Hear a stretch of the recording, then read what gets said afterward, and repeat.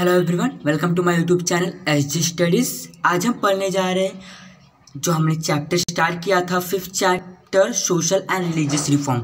उसमें हमने बहुत सारी चीज़ें पढ़ी, जैसे कि जो ब्रिटिश आई थी इंडिया में, उसका खाली उनको लॉस से नहीं बल्कि थोड़ा प्रॉफिट भी हुआ था, जिसके चलते जो इंडियन थे उन्हें ब्रिटिशर्स की क्या एजुकेशन वो पढ़ते हैं, वो उनका कल्चर किस तरह है, ट्रेडिशन किस तरह ब्रिटिशर्स का, और वो इंडिया में भी फैलने लगा था धीरे धीरे। और उसी के चलते ब्रह्मो समाज में हमने देखा किस तरह जो राम मोहन रॉय थे किस तरह महिलाओं के बारे में उन्होंने सोचा, और जो सती प्रोविज़न था, डाउरी एक्ट था, ये सब सारी चीज़ें जो महिलाओं के ऊपर पहले लगाई जाती थी, ये जो गलत चीज़ें हुआ करती थी, उसे हटाने के बारे में सोचा, और महिलाओं को एजुकेशन देने के बारे में भी सोचा। और प्रार्थना समाज में हमने बहुत सारी चीज़ें देखी कि जैसे प्रार्थना समाज में का जो कार्य था उनका, कि लोगों को वर्किंग का फैसिलिटीज़ देने का, और फिर जो बोलते हैं ना धर्मशाला बनाना, ऑर्फनेज, वुमेन्स के लिए अगर उनके घर वाले सही सम्मान नहीं दे रहे तो ऑर्फनेज में आकर, धर्मशाला में आकर वो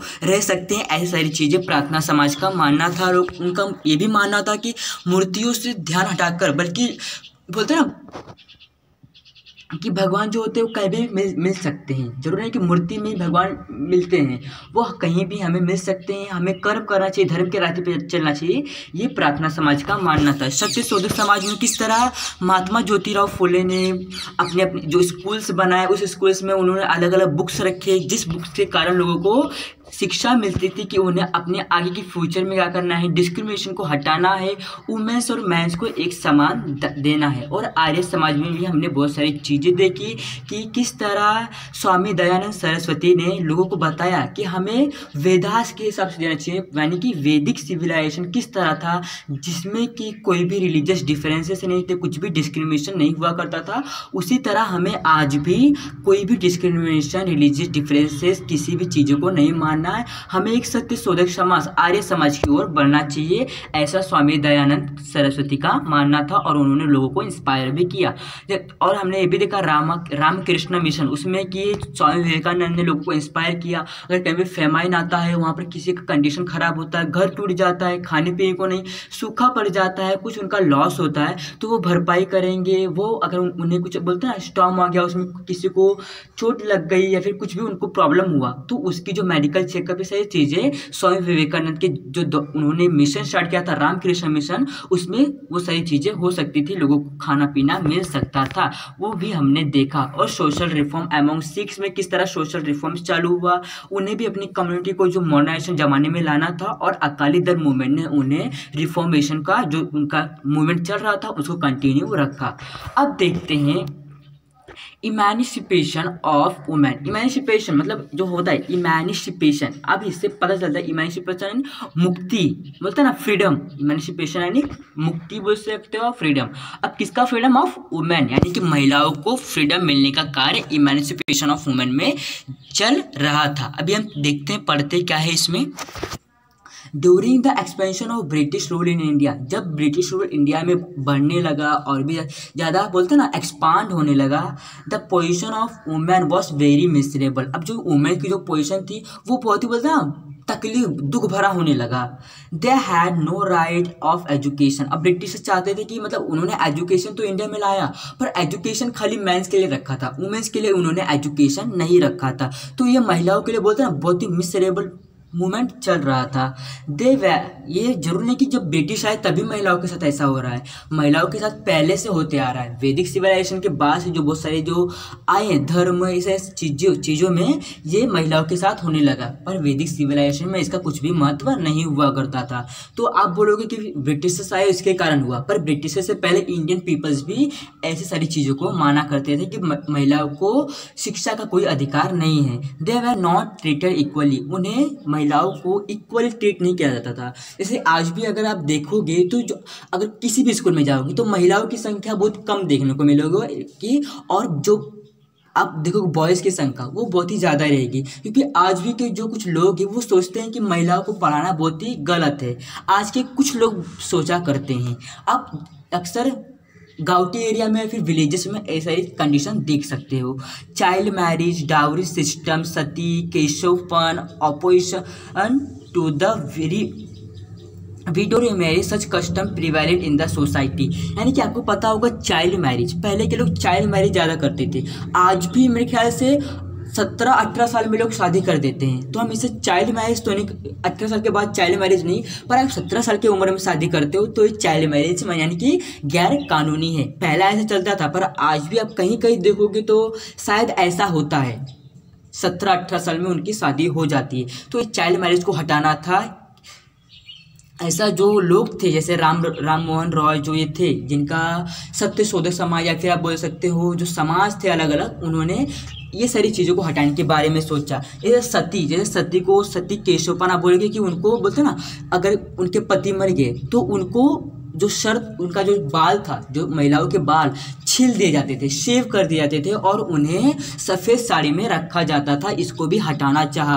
अपोजिशन टू विडो रीमैरिज, यानी कि जब उन्होंने डाउरी आके, वो पता है डाउरी एक्ट, डाउरी सिस्टम यहाँ पे लिखा है, सॉरी मैंने बताया नहीं, डाउरी मतलब जो सिस्टम होता है, इसमें दहेज, डाउरी यानी दहेज सिस्टम था, अपनी जो ज़्यादा दहेज लेना, ऐसी चीज़ें जो थी जिसके कारण कभी कभी शादी कैंसिल भी हो जाया करती थी, तो इसको भी हटाना चाहा। और जब लोगों ने चाहा, जो कुछ समझदार लोग थे जिन्होंने समाज या फिर रामकृष्ण मिशन या फिर आर्या समाज, इन सारे लोगों ने जब इनका ऑपोजिशन करना चाहा, किसका, कि ये सारी चीज़ें हटाओ और विडो रीमैरिज का सिस्टम लाओ। Window remarriage is very nice आप बोल सकते हो, क्योंकि इसमें महिलाओं को ना किस केशवपन त्यागना पड़ता है और केश त्यागना पड़ता है, उन्हें त्यागना नहीं पड़ता, और जो उनका बोलते हैं रीमैरिज होता है, उन्हें वापस एक नई जिंदगी मिल सकती है।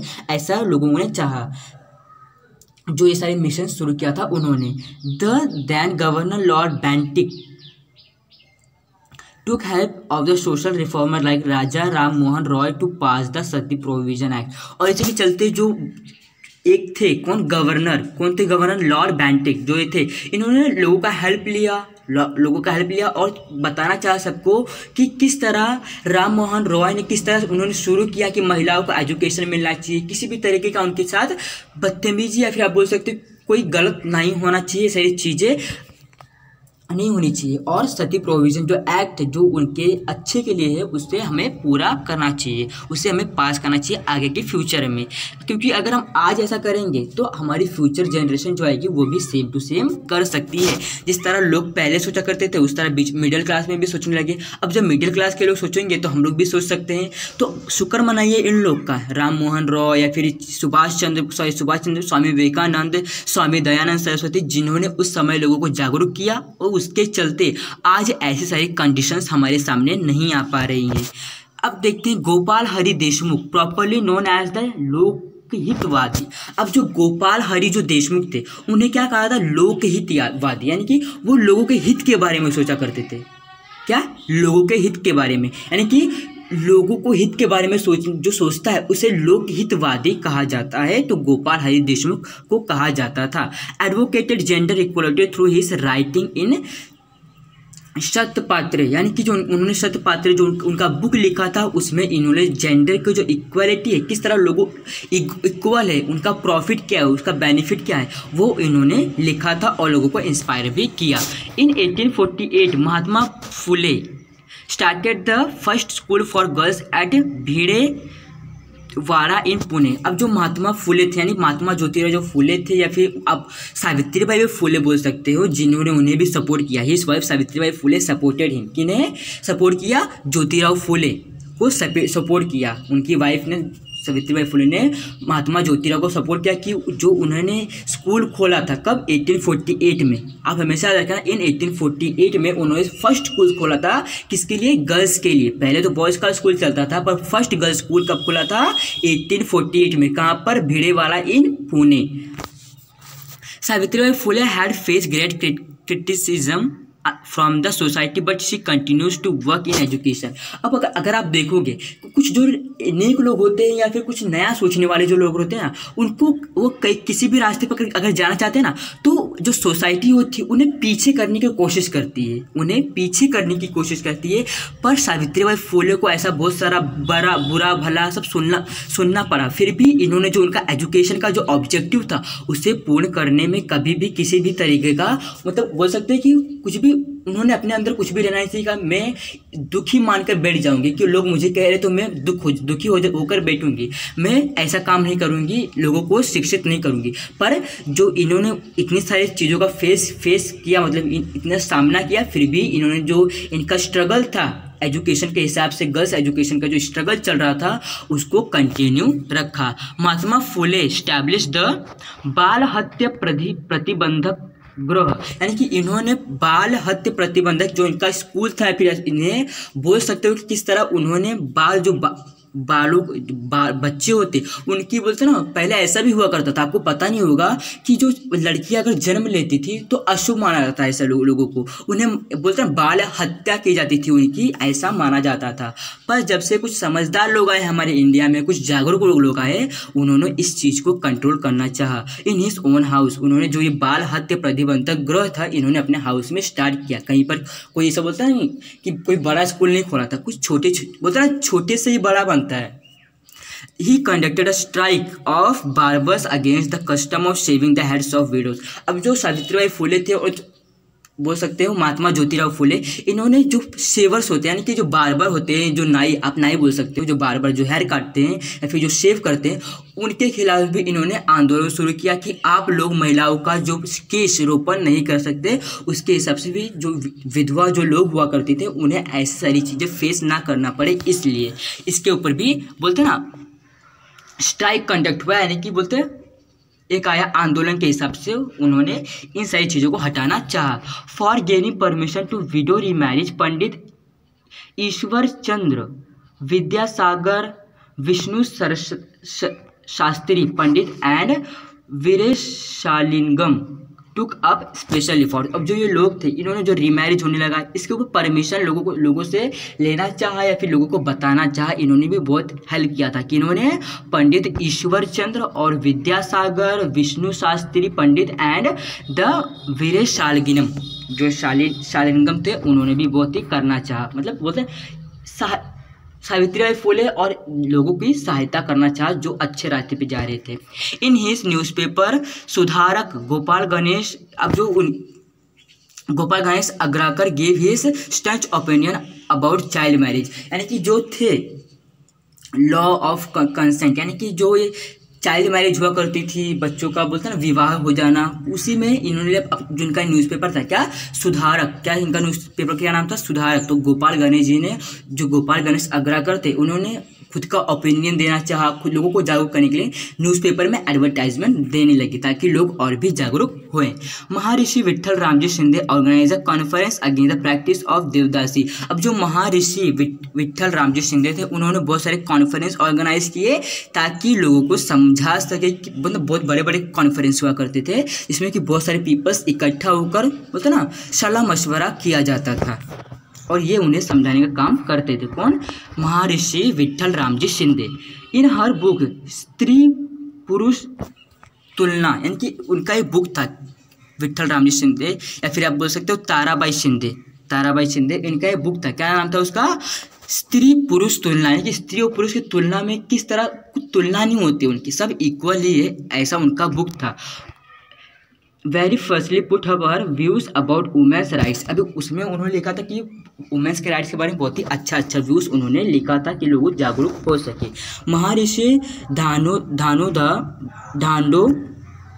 कब started the Anath Balikashram and orphanage for girls. अब जो थे कौन? महर्षि ढांडो कार्वे। अब जो इन्होंने बहुत ही ज़्यादा अच्छा करना चाहा, अब देख सकते हो उनका फोटो महर्षि कार्वे का, जिन्होंने बहुत ही ज़्यादा मतलब बोलते ना ऐसा होने लगा, बहुत ही ज़्यादा चाइल्ड मैरिज सब इसको समझ नहीं पा रहे थे, तो इसीलिए उन्होंने बहुत सारे ऑर्फनेज बोल सकते हो, यानी धर्मशाला या फिर बोलते हैं अनाथ आलय या फिर जो बोलते हैं ना गर्ल्स के लिए ऑर्फनेज, अनाथ बोलते हैं यहाँ पे लिखा ना अनाथ बालिका आश्रम, अनाथों के जो आश्रम होते उससे स्टार्ट किया ताकि कोई लोगों को कुछ डिफिकल्टीज का सामना ना करना पड़े। His intention was to give education of all women and make them stand on their feet. अब इनका एक इंटेंशन था, इनका एक ऑब्जेक्टिव था। क्या ऑब्जेक्टिव था? इनका मतलब उद्देश्य क्या था कि जो महिलाएं हैं वो एक अपने पैर पर खड़ी हो सके और वो स्वयं, अगर किसी के ऊपर अत्याचार हो रहा है तो हम जाकर बोलेंगे तो कम असर पड़ेगा, अगर वही जिसके ऊपर अत्याचार हो रहा है वो खुद बोलेगी तो ज़्यादा असर पड़ता है, लोग ज़्यादा जागरूक होते हैं या फिर लोगों को ज़्यादा समझ में आता है। क्योंकि अगर हम खुद के पैर पर खड़े होंगे तभी हम दूसरों को खड़ा कर पाएंगे, यानी कि दूसरों को जागरूक कर पाएंगे। तो महर्षि कर्वे का एक ही इंटेंशन था, क्या इंटेंशन था कि वुमेन्स को उनके खुद के पैर के ऊपर खड़ा करना है ताकि वो खुद बोल सके कि हमारे साथ गलत हो रहा है। क्योंकि उस समय की महिलाएं बहुत ही भोली भाली हुआ करती थी, उन्हें उतना एजुकेशन नहीं मिल पाता था, इसलिए उन्हें उतना समझ भी नहीं आया करता था कि हमारे साथ क्या हो रहा है। इसलिए उन्हें खुद के पैर पर खड़ा करना चाहते थे। कौन? महर्षि जो थे दांडो कर्वे जो थे, उन्होंने। Through this efforts the first women's university was set up in the 20th century. और इसी के चलते जो लोगों ने एफर्ट्स किया उसी के चलते एक फर्स्ट वुमेन यूनिवर्सिटी बना। कब? 20th सेंचुरी में। पंडिता रमाबाई फाउंडेड द शारदा सदन and took up the responsibility of taking care of disabled children and women. अब जो आपने नाम सुना होगा किसका? पंडिता रमाबाई का। पंडिता रमाबाई का मेरे ख्याल से आपके मराठी टेक्स्ट बुक में इनका चैप्टर है, आपको उसमें इनके बारे में कुछ और भी जानने को मिलेगा कि पंडिता रमाबाई कौन थी। और अभी मैं आपको शॉर्ट में बताता हूँ कि पंडिता रमाबाई का भी यही ऑब्जेक्टिव था कि उन्होंने रिस्पॉन्सिबिलिटी ली। किसकी रिस्पॉन्सिबिलिटी ली? कि जो महिलाएं हैं उन्हें काम देना, उन्हें सिलाई मशीन सिखाना, ऐसे चीज़ें अलग अलग आर्ट्स में उनको लेके जाना और उनके खुद के पैर पर खड़ा करना, ऐसा पंडिता रमाबाई का मानना था। उन्होंने बहुत सारे जो अनाथ चिल्ड्रन थे ना, रोड पे बैठा करते थे, कहीं पर उन्हें सम्मान नहीं मिला करता था, तो उन्हें उन बच्चों को पंडिता रमाबाई ने अडॉप्ट किया और उनकी रिस्पॉन्सिबिलिटी खुद के ऊपर ली। Ramabai Ranade through the medium of Seva Sadan institute start the nursing course for women. अब जो रमाबाई रानाडे ये वो नहीं, पंडिता रमाबाई नहीं, बल्कि रमाबाई रानाडे दूसरी है कोई, जिनका उनका भी एक ही ऑब्जेक्टिव था कि सेवा सदन, उन्होंने इंस्टीट्यूट चालू किया। सेवा सदन इंस्टीट्यूट यानी आप बोल सकते हो जैसे ट्यूशन चालू होता है उसी तरह सेवा सदन इंस्टीट्यूट भी चालू हुआ, जिसमें कि बच्चों को नर्सिंग जो बच्चे होते उन्हें कोर्स चलवाया गया। She demanded the right to vote for women. अब जो पहले जो वुमेन्स का जो हुआ करता था, उन्हें किसी भी अपने कैंडिडेट को डेट को चुनने का हक नहीं था, यानी कि जो मैंस होते थे खाली वही चुनते थे। पर उन्होंने बताना चाहा कि मैंस को भी वोटिंग का जो हक है वो मिलना चाहिए। Through the articles doctor Ambedkar spoke about the injustice towards women. और इसी के चलते डॉक्टर बाबा साहब अंबेडकर जो थे उन्होंने जो इनजस्टिस हो रहा था उसके खिलाफ वुमेन्स को जस्टिस देना चाहा। कौन? डॉक्टर बाबा साहब अंबेडकर, जिन्होंने हमारा संविधान बनाया है। Mahatma Gandhi also advocated education of women. अब जो महात्मा गांधी थे, अब बोलते ना धीरे धीरे सब जागरूक होते जा रहे थे, अब सब जागरूक हो रहे थे, जाहिर सी बात है इंडिया आज़ाद जल्द ही होने वाला है। तो इसमें महात्मा गांधी ने भी लोगों को बोलते ना एडवोकेट देना चाहा एजुकेशन के खिलाफ, मतलब एजुकेशन के ऊपर। Women have give valuable contribution during the freedom movement. अब जो वुमेन थी, जब फ्रीडम आते आते जो वुमेन्स का बोलते ना एक अलग ही महत्व बन गया था, एक अलग ही महत्व बन गया था, उनको अलग अलग कंट्रीब्यूशन दिया जाता था, valuable contribution. Women's reforms movement help in closing down many unjust practice in the society. अब आप बोलोगे कि मैंस ने खाली मतलब ये जो समाज है उसको सुधारा, पर आप देख सकते हो वुमेन्स ने पहले मैंस जो कर रहे थे जैसे कि आर्य समाज या फिर स्वामी विवेकानंद ये सब कर रहे थे, तो उनका बोलते हैं सक्सेसफुल तो हो रहा था पर पूरी तरीके से सक्सेसफुल नहीं हो रहा था।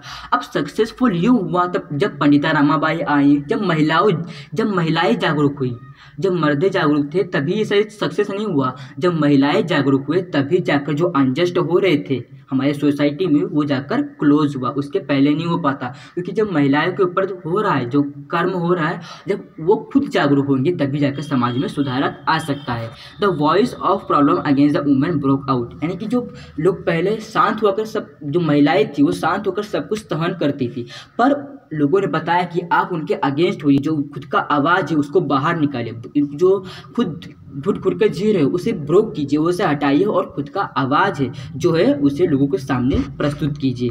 Women started putting up their own thoughts through their writing. अब जो वुमेन्स थी उन्होंने खुद का थॉट्स क्या है, वो लोगों को बताना चाहा, खुद का विचार क्या है लोगों को बताना चाहा।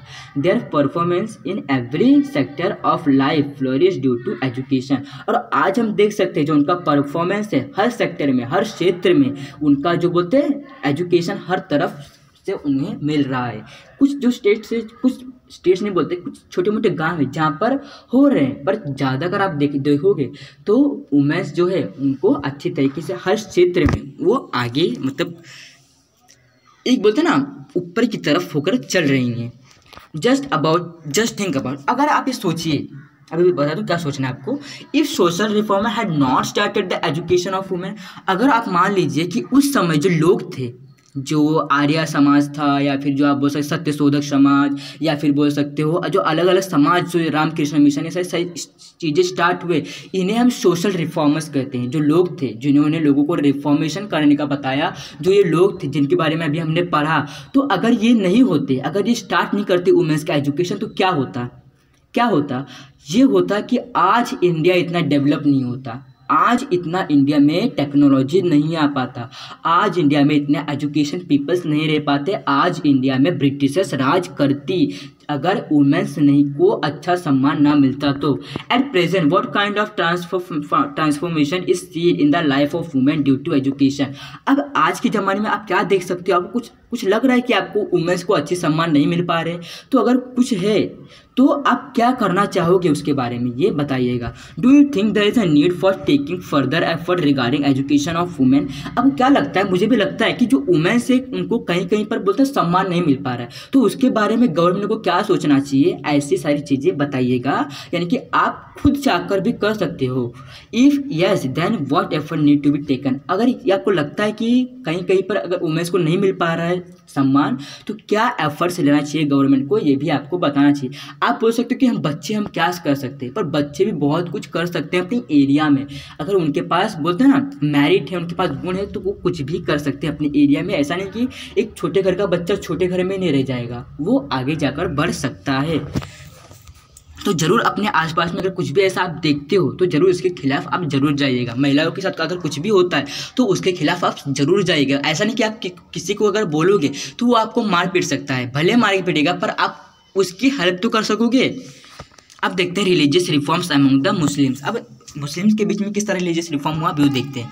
Religious reform among the Muslim, Abdul Latif started the social reform among the Muslim community. अब जो मुस्लिम कम्युनिटी थी, उस जो आप बोल सकते हो जो मुसलमान थे, उनके बीच में भी जो अब्दुल लातिफ थे उन्होंने भी सोशल रिफॉर्म का बोला ना, उनके बीच में भी लाना चाहते थे। He establish the Mohammedan literacy society in Bengal. अब जो उनका मोहम्मदन जो लिटरेसी चल रहा था, मोहम्मदन लिटरेसी, वो पहले उन्होंने बंगाल में स्टार्ट किया। Sir Syed Ahmad Khan founded the Mohammedan Anglo Oriental college. अब जो सर सैयद मोहम्मद खान जो थे, जो यहाँ पर हम उनका चित्र देख सकते हैं, इन्होंने क्या किया था कि इन्होंने कॉलेज मतलब महिलाओं के लिए कॉलेज भी स्टैब्लिश किया था। It later develop into Aligarh. अब जो ये बाद में जो ये बोलते हैं ना, ये लेटर किस में डेवलप हो गया, अलीगढ़ मुस्लिम यूनिवर्सिटी, यानी कि ये विश्वविद्यालय बन गया। लेटर चलते चलते जब इसमें महिलाओं के बारे में कुछ अच्छा पता चलने लगा तो ये जाकर विश्वविद्यालय बन गया। ही advocated western science and technology. वो इनका मानना था कि जो वेस्टर्न साइंस है, जो टेक्नोलॉजी है, उसे हम इंडिया में लाकर महिलाओं को भी सिखाना चाहते हैं। He firmly believe that Muslim could make progress only by studying modern education and science. अब इन्हें लगता था, इन्हें नहीं बल्कि सच है ये, कि अगर हम प्रोग्रेस के रास्ते पे जाना चाहते हैं और अच्छी रास्ते पे जाना चाहिए तो एजुकेशन बहुत ही ज़रूरी है, और जो मॉडर्न साइंस है वो उसमें भी जाना हमें ज़रूरी है, तभी जाकर जो इंडिया है वो प्रोग्रेस के रास्ते पे जा सकता है। अब देखते हैं movement in Hindu society. In 1950 Hindu Mahasabha वो establish to give a respectable position to Hindu community. अब जो ये है इन 1950 यानी कि 19th सेंचुरी उस समय आ गई थी, तो उसमें क्या हुआ, हिंदू सभा स्टैब्लिश हुआ। अब उसके हिसाब से जो उनके रिस्पेक्टेबल जो लोग थे उनको माना था कि लोगों को रेस्पेक्टेबल पोजीशन मिले हिंदू कम्युनिटी में।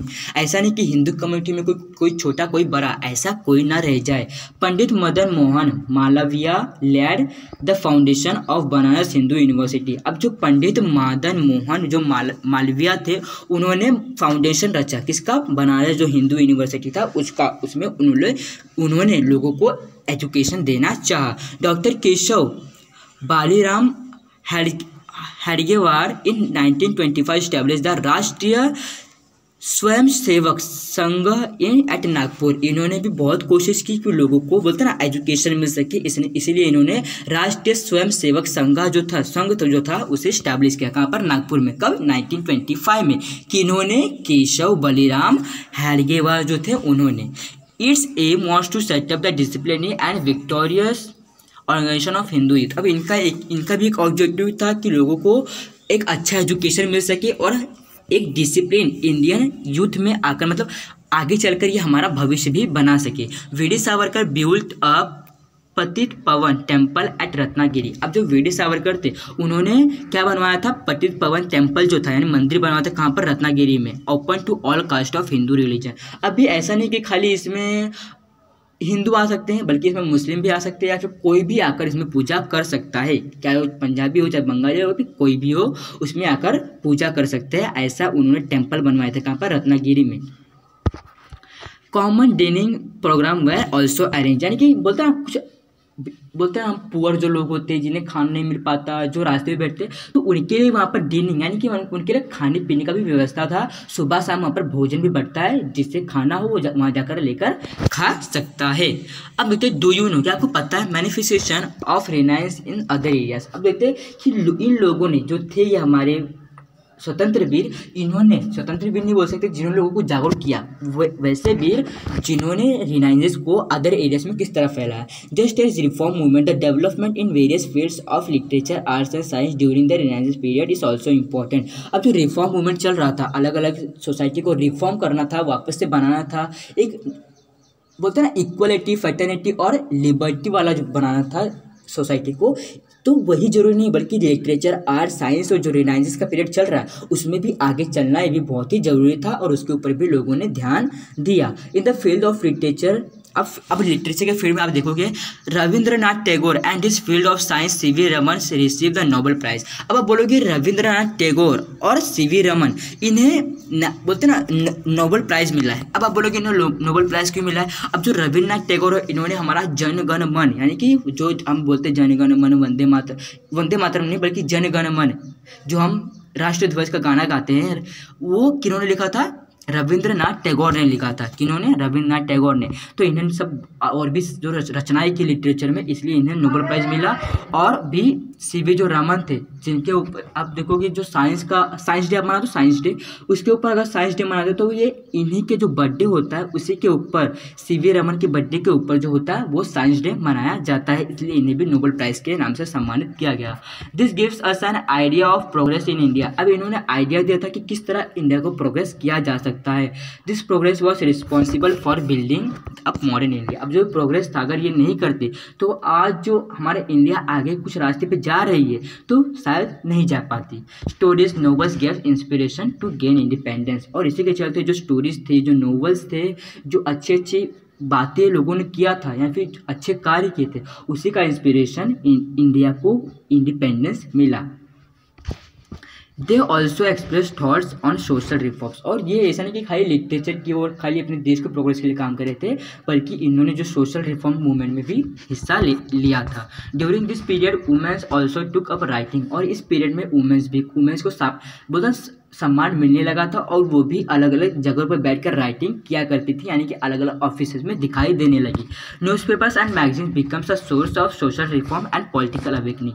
अब जो पहले अलग लोगों को जाकर जागरूक करना पड़ता था, पर जब से मैगजीन्स न्यूज़पेपर आ गए तब से वो उसमें खबर छापते लोगों तक पहुँच जाता है, इसलिए लोगों को पॉलिटिकल अवेकनिंग के लिए, लोगों को जागरूक करने के लिए पॉलिटिकल के हिसाब से न्यूज़पेपर और मैगजीन्स एक सोर्स बन गया था।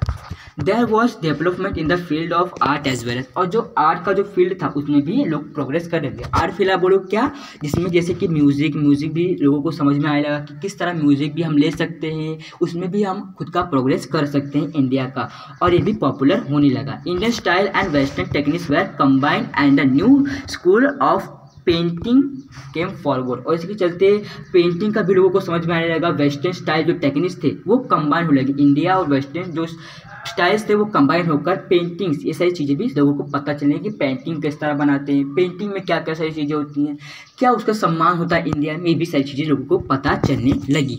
Many books were written based on science. अब साइंस के ऊपर अब हम देखते हैं बहुत सारे बुक्स लिखे हुए हैं जो कि अलग अलग साइंटिस्ट या फिर फिजियोलॉजी बोल सकते हैं, जो फिजिक्स में, केमिस्ट्री में, बायोलॉजी में जो इंटरेस्ट रखते थे उन्होंने साइंस के अलग अलग बेस के साइंस बुक्स लिखे हैं। People started releasing that experimentation and scientific attitude very important for the progress of country. अब लोगों को एक्सपेरिमेंट भी करना आने लगा है, जो मतलब बोलते हैं ना एक्सपेरिमेंट भी जो लोग पहले ब्रिटेन या फिर जो अलग अलग अमेरिका सब करते थे वो चीज़ इंडिया में भी धीरे धीरे बोलते हैं कंबाइन होने लगा और लोगों को जागरूक करने लगा, और उसी के चलते हमारे इंडिया का प्रोग्रेस चालू हो गया धीरे धीरे कर ब्रिटिश शासन में भी। ये ऐसा नहीं कि ब्रिटिश शासन के बाहर था, ये ब्रिटिश शासन के अंदर ही था। In history of modern India the movement in of renaissance is very important, यानी कि उस समय जो रिनाइजेंस का मूवमेंट यानी जागरूकता का या फिर इंडिया को बोलते ना टेक्नोलॉजी के रास्ते पे लेके जाने का जो मूवमेंट था वो भी उन्होंने बहुत ही जागरूक किया लोगों को, और बहुत ही इंपॉर्टेंट भी माना जाता है हिस्ट्री में, हमारे मॉडर्न हिस्ट्री में।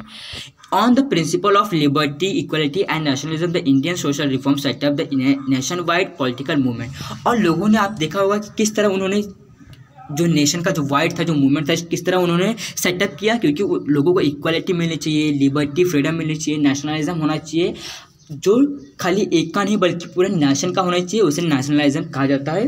वो सारी चीज़ें लोगों को समझ में आने लगी और जो पॉलिटिकल मूवमेंट था वो भी स्टार्ट होने लगा और उसको जमा भी लिया था इंडिया ने। The study of this movement will be dealt in the next chapter. और जो इसके आगे का जो कुछ चैप्टर है उसमें हम देखेंगे किस तरह आगे का सारी चीज़ें हुई, किस तरह और भी चीज़ें आई, किस तरह आज़ादी मिली, और भी बहुत सारी चीज़ें हम हमारे नेक्स्ट चैप्टर यानी कि 5th चैप्टर में देखेंगे। तो कैसा लगा आपको वीडियो हमें कमेंट सेक्शन में जरूर बताइएगा। Thanks for watching video, please like share and subscribe to my channel. If any doubt was there then you can ask me in comment box. यानी कि अगर आपको जो वीडियो है थोड़ा सा भी समझ में आया हो तो प्लीज़ हमारे जो चैनल है उसको सब्सक्राइब कर दीजिए, हमें सपोर्ट कीजिए। मिलते हैं हमारे नेक्स्ट वीडियो में, तब तक के लिए बाय बाय।